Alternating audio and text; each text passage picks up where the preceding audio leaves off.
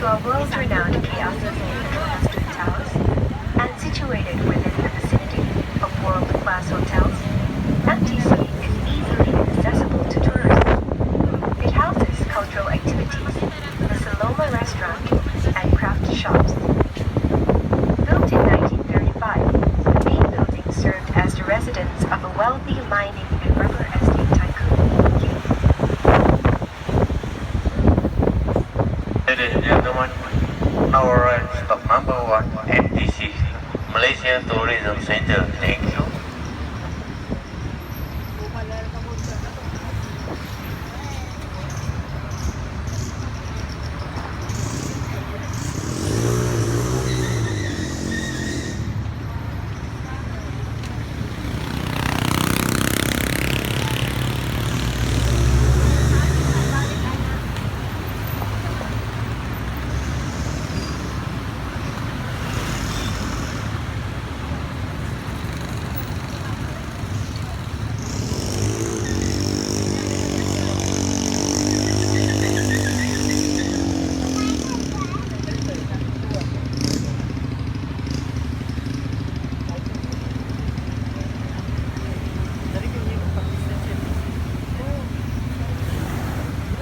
Tongsing.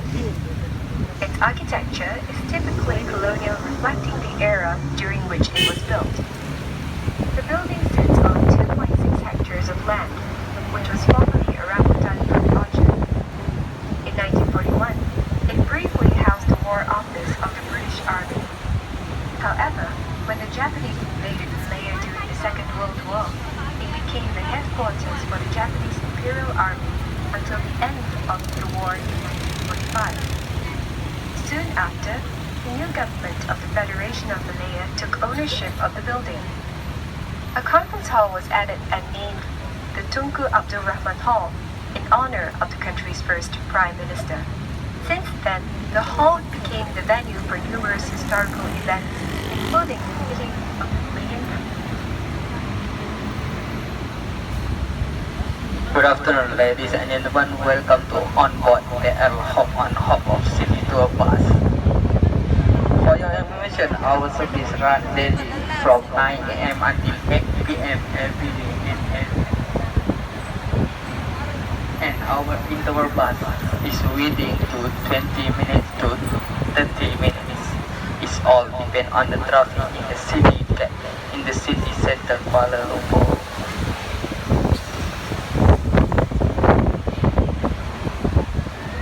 Now we heading to KL Tower of Menara Kuala Lumpur. Thank you, terima kasih.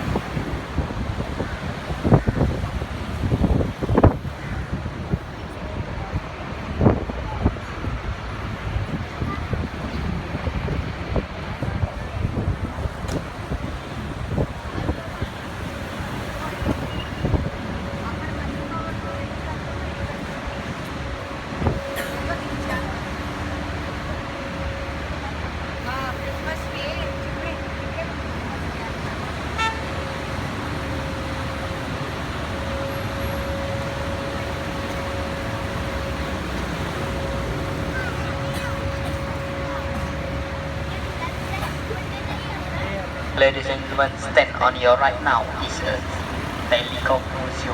Thank you, terima kasih. In 1959, and the installation ceremonies from the name Kuala Lumpur. Jalan Raja Chulan, Telecom Museum. Standing pretty among Kuala Lumpur's skyscrapers at the junction of Jalan Raja Chulan and Jalan Gereja is a unique two-story building with a neoclassical Greek facade, dating from 1928. This is the Telecom Museum. The building itself was used as a telephone exchange in its early days. With a 70-year-old history, the Telecom Museum building was almost demolished in 1985, when the plans to build an office block at the site meant it had to go.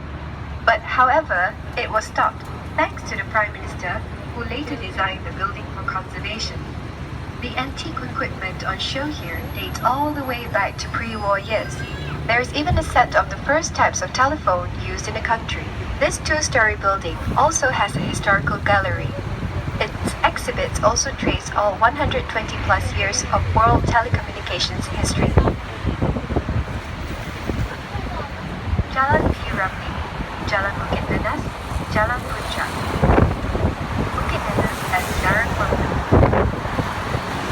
We are now headed to Bukit Nanas, which means Pineapple Hill, passing the Menara Kuala Lumpur or KL Tower. The green area of Bukit Nanas is about the only green lung left in central KL. Here, the Bukit Nanas Forest Reserve is a lovely original tropical rainforest.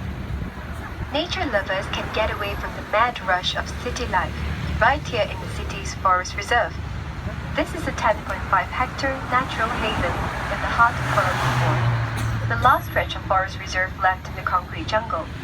The reserve also stretches to the base of the Kuala Lumpur Tower.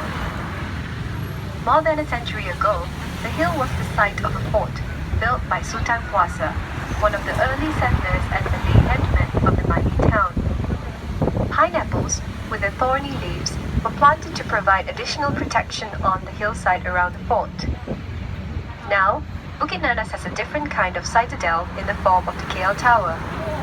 Instead of influencing events with Curry's daggers, muskets and cannons, it exerts its power with the new weapons of the 20th century, telecommunications.